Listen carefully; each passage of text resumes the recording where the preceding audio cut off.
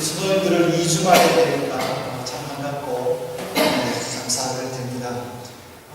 지난 주간에는 제가 한국으로 선교교회 예배를 운동하러 갔고, 그리고 우리 교회에 신앙생활 양해 목사님 가족님도 가서 뵙고, 또 아파서 있는 의리아 자매를 만나면서 이렇게 선교인들께 안부 인사를 전하는 그런 마음을 갖고, 이렇게 좀 떨어져 있지만 서로 이렇게 잊지 않고 안부를 묻고 그리워하는 모습을 보면서 참 주 안에서 나눴던 이런 교제가 참 귀중하고 또 아무것도 아닌 것 같지만은 또 그것이 우리에게 나름대로 큰 힘이 된다는 것을 느끼면서 서로 좋은 교제, 또 만났을 때 반가운 모습, 그것이 우리가 이 땅에서 살아가는 힘의 그런 의미 아닌가 이렇게 생각을 해봅니다.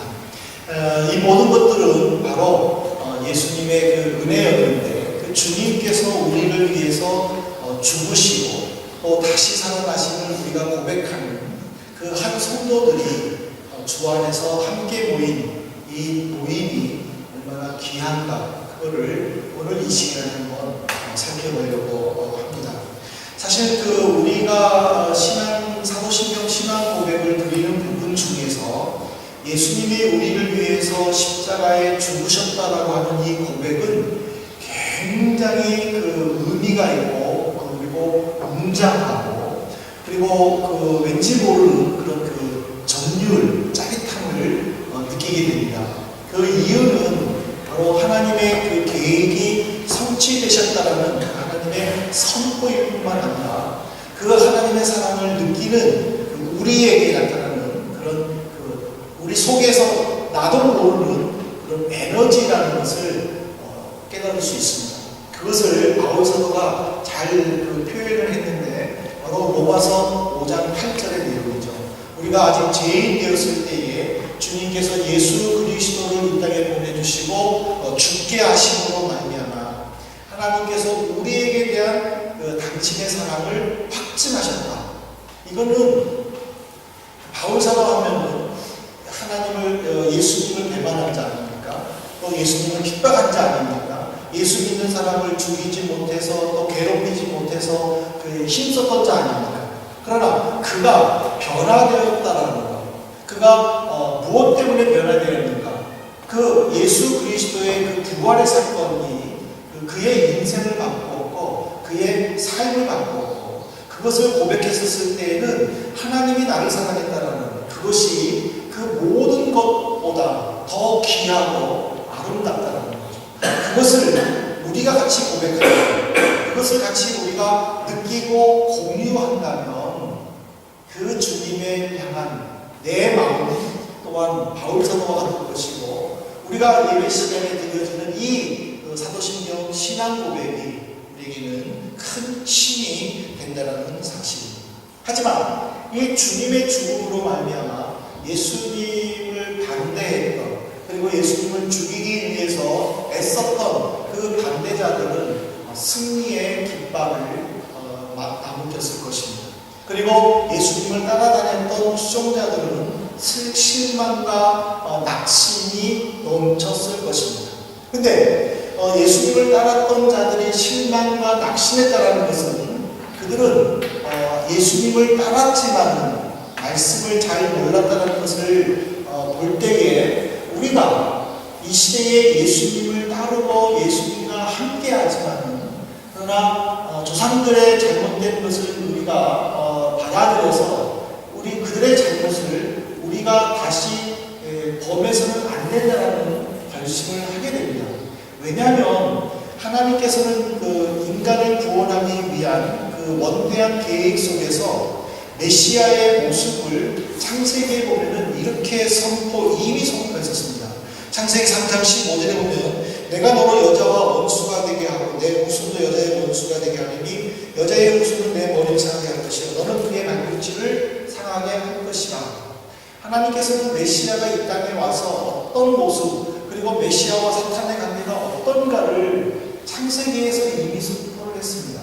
그렇다면 예수님을 따랐던 많은 사람들은 이 율법을 알고 있다면 예수님이 죽었을 때에 예수님이 곧 살아나실 것이다, 예수님은 메시아로서 우리를 구원할 것이다 라는 마음으로 받았다면 그들의 믿음은 좀 달랐을 것입니다.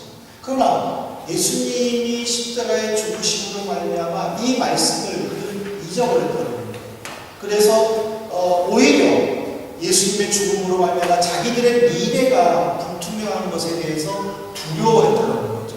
오늘 이 말씀에 보면요, 하나님은 분명히 선을 그으셨어요. 사탄과 메시아의 관계.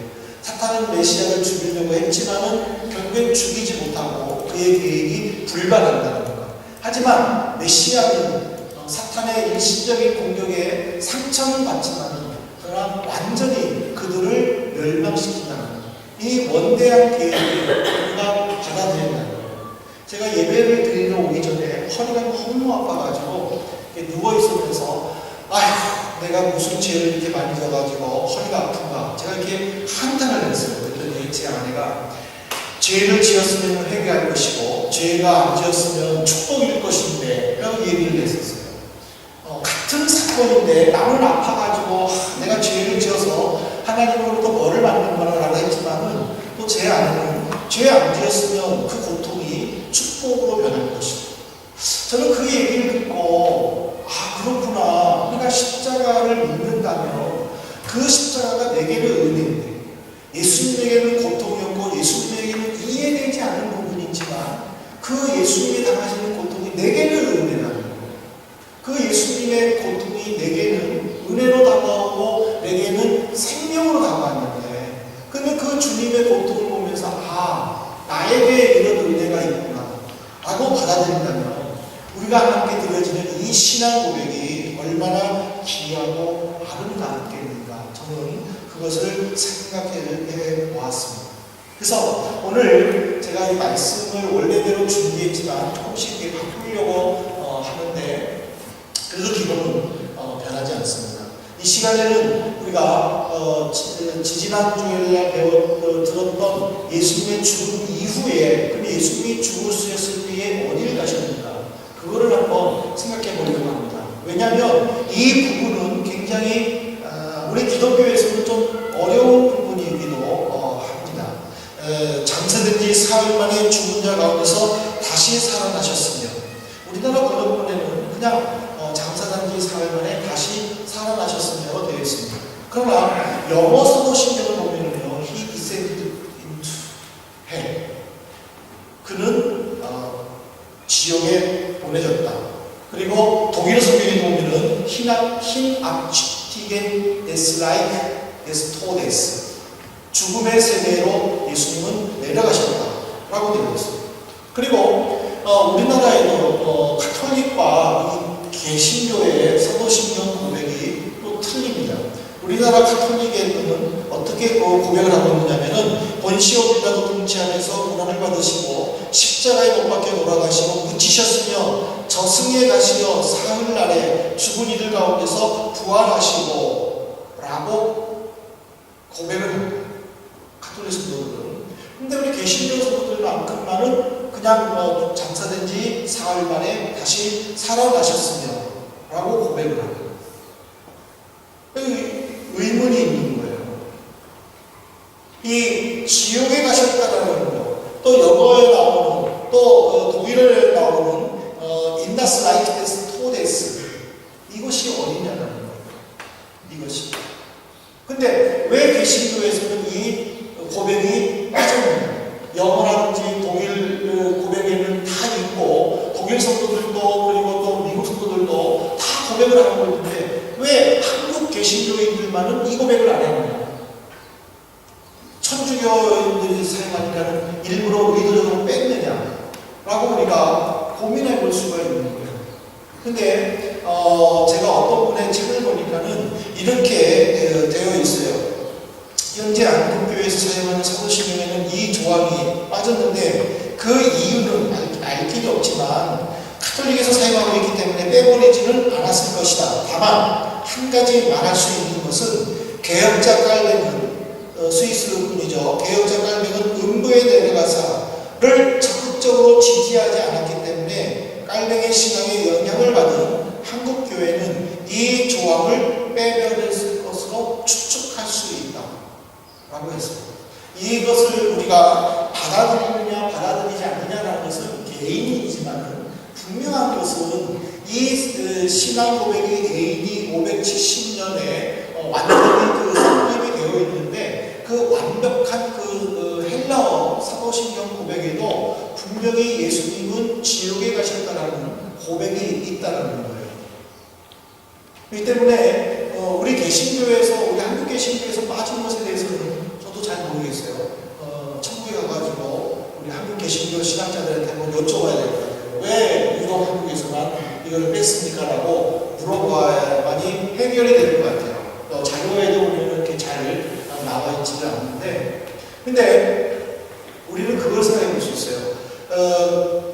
왜 제자들, 12제자들은 이 고백을 하지 않았는데 12제자들의 신앙을 받은 12제자들로부터 신학 교육을 받은 신앙 훈련을 받은 그 이후에 있는 속사들, 즉 클레멘트라든지 오리엔트라든지 아나타시오라든지 그런 분들은 왜 그런 분들이 있는 시대에는 이 조항을 넣었느냐, 그거를 한번 우리가 생각해 보려고 합니다.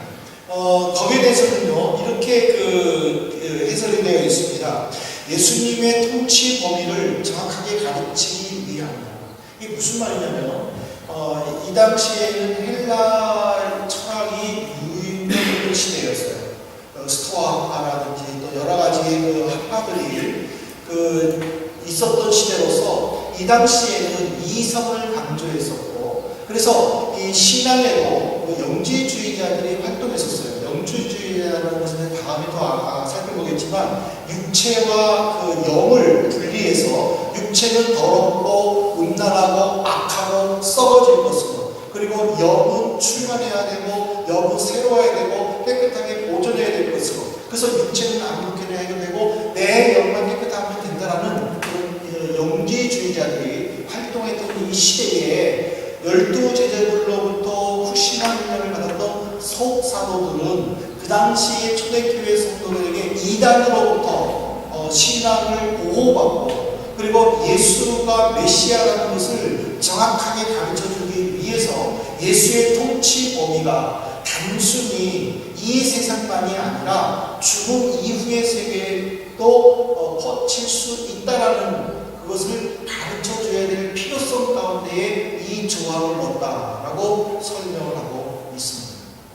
이 말은 무슨 말이냐면, 우리 성도들이 예수님을 믿는데 내가 살아있을 때만 예수를 믿으면 되는구나, 죽으면 내가 어디 갈지 모르는데 라고 생각하는 그런 성도들에게 죽음 이후에도 천국은 반드시 있고 거기에 예수 그리스도가 살아계시다라는 것을 가르쳐줘야 될 필요성이 있다는 거죠. 근데 이거는 단순히 그냥 속사도들의 상상에 의하여 가르치는 것이 아니라 말씀에 기록되어 있다는 거예요.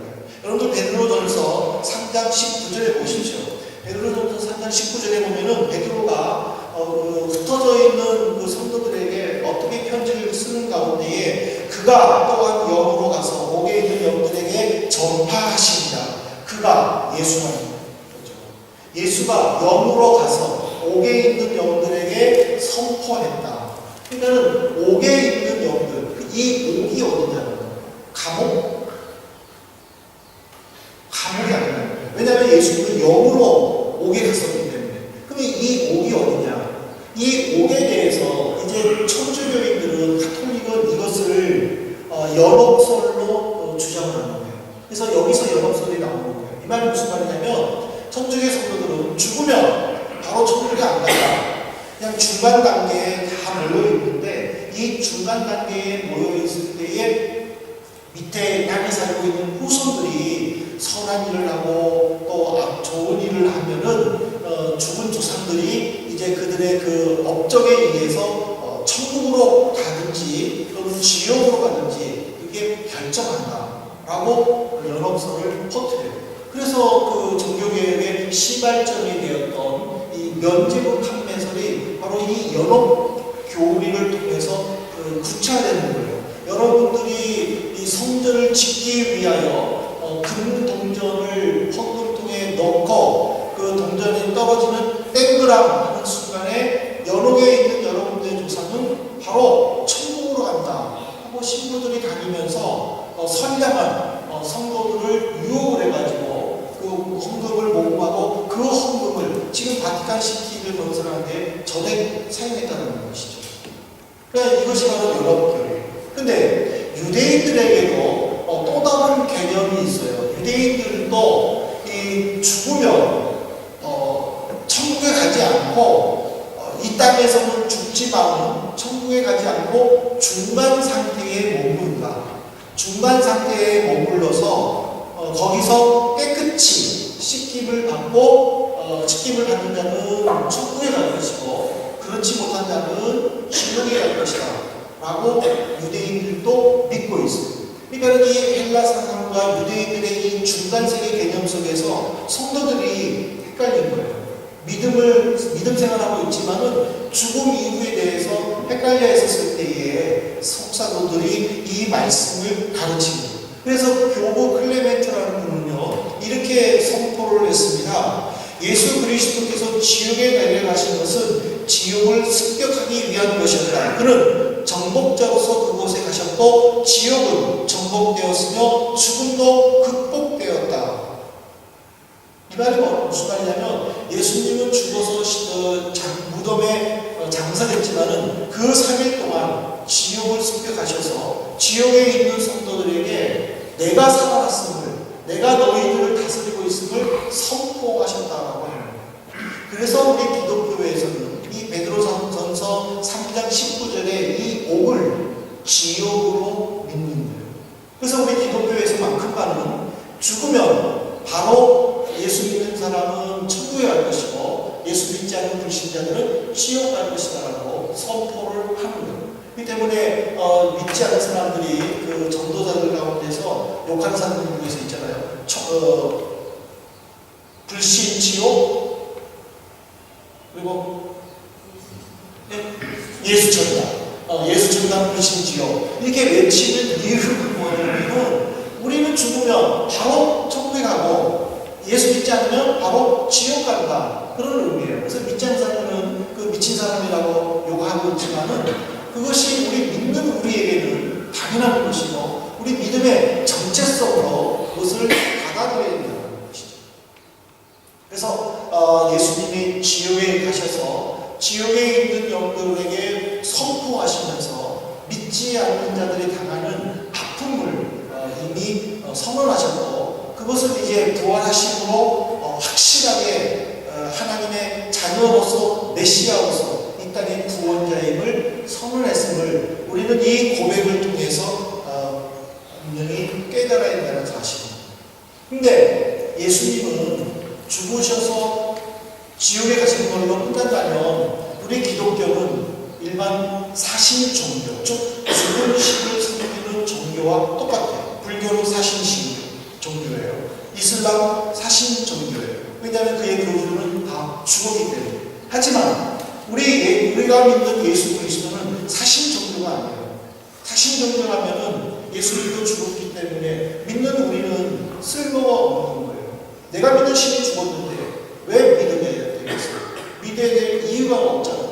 그렇지만 우리가 예수 그리스도를 믿는 것은 내가 믿는 예수는 죽음으로 끝나는 것이 아니라 부활하셨다는 거예요. 다시 살아나셨다는 사실이죠. 이 부활 교리는 우리에게 굉장히 중요한 도전을 줍니다. 왜냐하면 마태복음 28장 13절에 보십시오. 예수님이 무덤에 묻히셨어요. 그리고 대제사장은 빌라도에게 이야기를 해요. 예수가 살아있을 때부터 나는 죽고 그렇지만 3일 만에 부활할 것이다 라고 이야기하고 다녔다. 아니 그의 제자들이 와가지고 시체를 훔쳐가놓고 예수가 살았다라고 선전하면 백성들이 혼란을 일으킨다. 그래서 이 군병들을 증언을 해가지고 3일 동안 밤새도록 지키도록 군사를 요청 빌라도가 그 군사들을 내어줘. 그리고 그 군인들은 교대로 자지 않고 졸지 않고 무덤을 지켜요. 그런데 어떤 일이 일어나냐면요, 군병들이 분명히 지키고 있는데 갑자기 밝은 빛이 무덤 가운데서 오더니 그 무덤 문이 열려지는 거예요.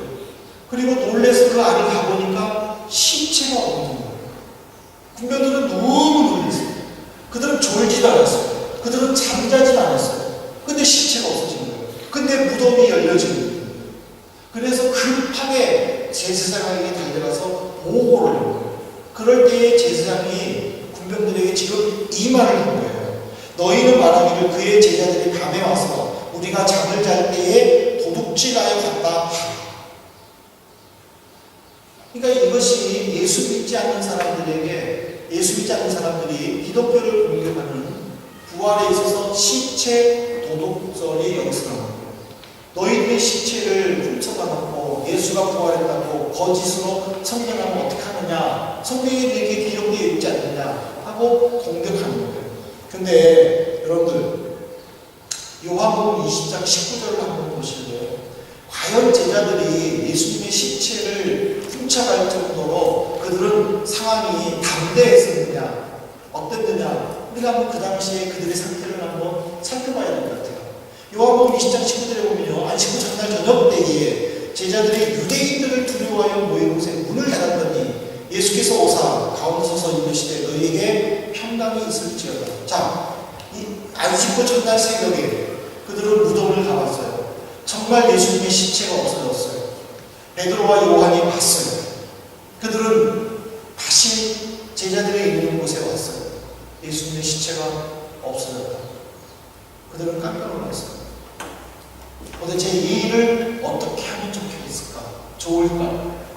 또 이 시체가 없어졌을 때에 유대인들이 자기들을 향한 그 쏟아지는 비난과 핍박을 어떻게 감당할까? 그들은 자신이 없는 거예요. 그래서 어떻게 했어요? 숨었어요. 문을 잠갔다고 했어요. 문을 잠갔다라는 것은 숨었다라는 의미예요. 그것은 뭐냐면 그들은 두려움에 떨었다라는 거예요. 앞으로 자기들에게 다가올 공포에 벌벌 떨었다라는 뜻이에요. 이런 자들이 어떻게 무기를 들고 있는 군병들에게 가가지고 예수님의 시체를 훔쳐올 수 있겠어요? 예수님의 시체를 훔친다라는 것은 있을 수가 여기서 우리는 이 예수님의 부활을 우리가 믿음으로 받아들여야 된다는 사실입니다. 어떤 사람들은 가끔 이런 분들이 있어요. 예수님의 부활을 믿을 수가 없다. 믿어지지 않는다. 물론 믿을 수가 없어요. 죽었는데, 사람이 죽었는데 어떻게 다시 살아날 수 있어요?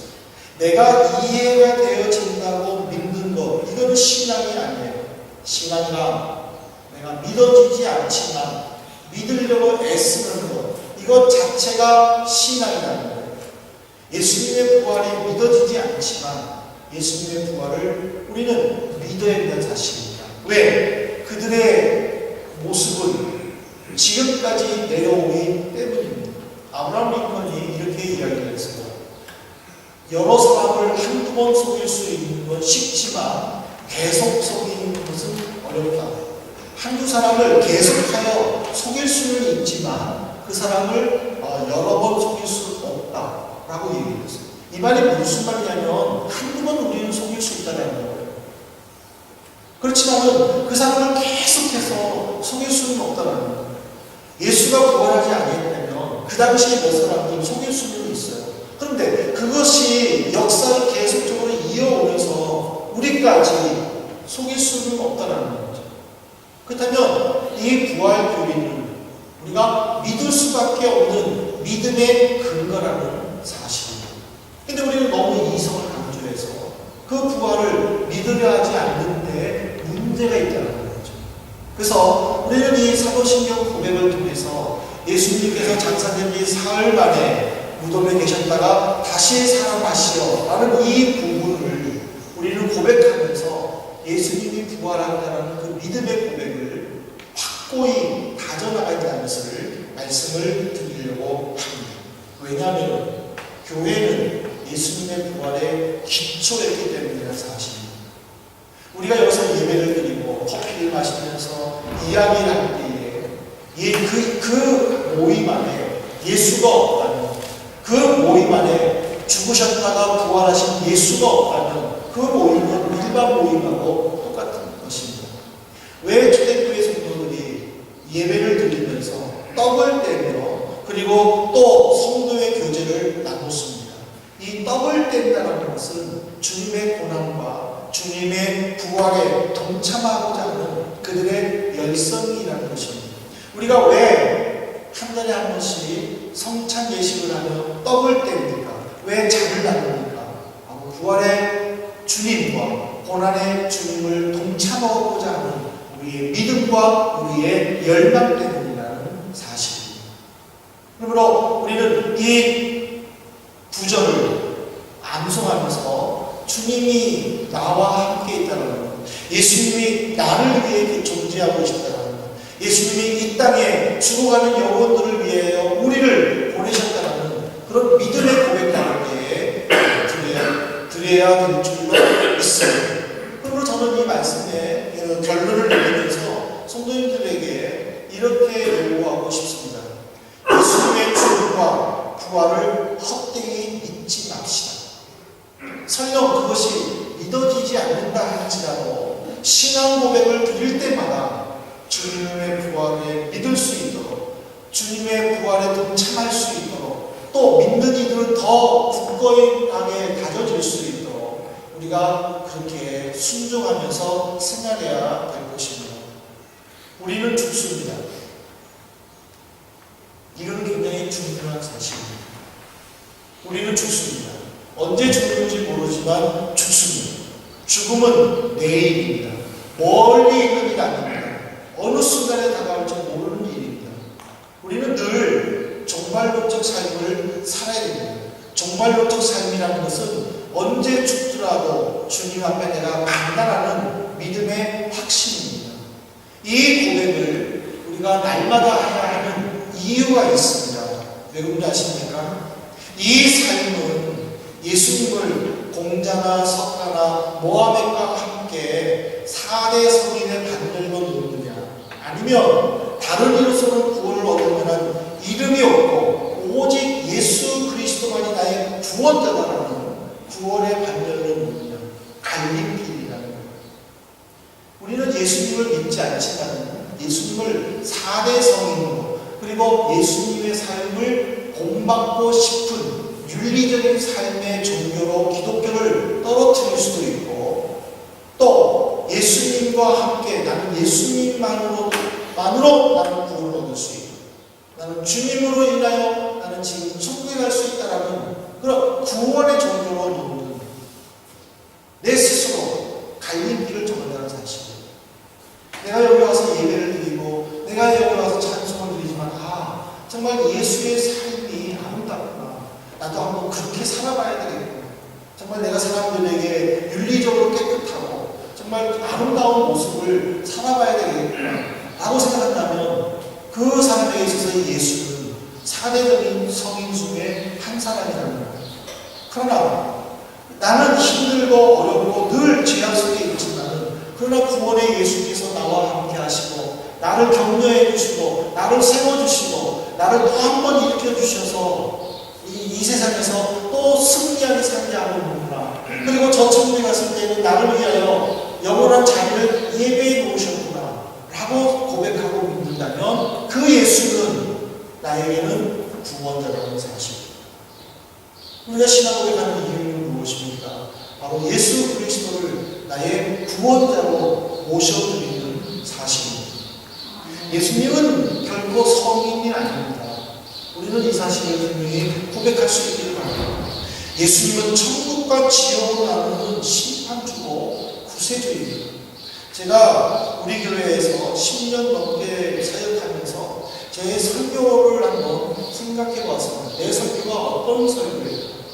내 설교가 어떤 성도의 삶을 강조하는 설교일까? 아니면 기본을, 신앙을 강조하는 설교일까? 제가 한번 살펴봤습니다. 살펴봤는데 1년에 6개월 항상 제가 기본을 성도님들에게 강조했다는 것을 제가 발견했어요. 내가 생활설교가 너무 부족하구나를 제가 요즘에 깨닫게 되었어요. 그래서 이 사도신경 강의를 끝나면 생활설교를 조금 강조해야 되겠다라는 생각을 제 스스로 하고 지금 또 프로그램을 지금 어떻게 하면 좋을까 하고 지금 구상 중에 있는데, 그러면서 한편으로 감사하고 하나님께 참 너무 내가 참 내 스스로가 감격스러운 것은 우리가 10년 믿었든 30년 믿었든 모태신앙이든 몇 년이든 그것이 중요하지 않고 신앙의 기본이 되어 있어야 된다는 것을 제가 다시 한번 느끼게 보게 됩니다. 저도 모태신앙이에요. 제가 61년생에서 50 2를 넘었지만 내가 예수 믿고 52년 됐어요.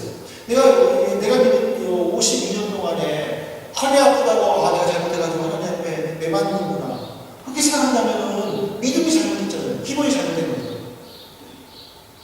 오히려 이것이 하나님이 나를 향한 뜻이 무엇일까 라고 생각한다면 믿음의 기본이 되어 있잖아요. 어떤 일이 잘 되면 하나님이 내가 잘해가지고 상 주시는 거고, 내가 잘못하면 내가 잘못하면 하나님 나를 치시는 거예요. 그렇게 하나님을 받아들인다면 세상의 일반 정죄와 틀릴 것이 무엇이 있겠습니까? 어떤 상황이든지 간에 하나님께서 나를 향한 뜻이 무엇인가 그것을 고민을 하고 그것을 깨달아 알려고 힘쓴다면 바로 그분에게는 믿음의 기본이 되어 있다는 거예요. 성도님들, 우리가 신앙 고백하는 이유는 바로 믿음의 기본을 세우는 거예요. 하나님이 나를 향한 뜻이 무엇인가 그 신앙 고백을 통해서 나의 앞길을 펼쳐주십니다. 신앙 고백을 통해서 하나님이 나에게 요구하는 것이 무엇인가. 그래서 어떤 종교는요, 이것 때문에 우리 기독교를 배타적이고 이기적인 종교라고 공격하는 사람들이 있어요. 그래서 어떤 종교는요, 이렇게 말하는 종교가 있어요. 타종교에도 구원이 있다. 타종교에도 구원이 있기 때문에 타종교 사람들과 함께 구원을 의논해야 된다. 어떻게 보면 좀 멋있는 말 같아요. 그렇지만 우리는 이걸 생각해 봐야 돼요. 왜 우리의 신앙의 조상들이 순교를 당했는지, 왜 우리의 신앙의 조상들이 아픔을 당했는지, 교도소에 가지 않아도 되는데 왜 그들이 교도소를 갔는지, 왜 그래서 그랬습니까? 예수 때문이라는 거예요. 예수 때문에 그들은 죽지 않아도 되는데 죽었어요. 예수 때문에 그들은 교도소 가지 않는데도 교도소를 갔습니다. 그들처럼 일반 종교처럼 예수만이 아니야, 그래 석가도 구원을 얻을 수 있어 라고 인정했다면 그들은 죽지 않고 교도소 안 가는 거예요. 근데 예수만을 강조했기 때문에 그들은 죽었고 그들은 교도소를 가는 거예요. 우리가 그 신앙을 이어가야 돼요. 우리가 그 신앙을 이어가야 돼요. 신앙 고백을 통해서 오로지 예수 그리스도만이 구원입니다. 타종교 사람들이 이기적이고 배타적이다 할지라도 내 믿음을 지켜야 된다는 것입니다. 그 믿음의 고백, 그 믿음의 기본을 통하여 하나님의 뜻을 우리가 성취해야 될 줄로 믿습니다. 이제 말씀을 맺겠습니다. 장사된 지 사흘 만에 죽은 자 가운데서 다시 살아나셨습니다. 이 고백은 우리가 함구할 수 없는 고백입니다. 내가 주님의 부활이 퍼져질 때에 이 고백을 내 마음 깊은 곳에서 우러나오면서 할 수 있는 고백입니다. 사랑하는 성도 여러분, 우리 한 주일 동안에 부활의 주님이 믿어지지 않는다면 주님, 내가 부활의 주님을 믿게 해주십시오. 또 믿고 있다면 이 한 주일 동안에 그 믿음을 굳건히 세워주십시오. 나를 통하여 주님의 뜻을 이루어 주옵소서. 우리가 힘차게 기도하면서 생활하며 승리하는 이 한 주간 되기를 주님으로 축복합니다. 우리 시간에 함께 잠시 기도하십시다. 하나님, 내게 부활의 주님의 은혜를 허락하여 주십시오. 또 그 부활의 주님을 내가 느끼며 누리며 살게 해주십시오. 우리 함께 잠시 통성으로 기도하도록 하겠습니다. 자비로우신 하나님,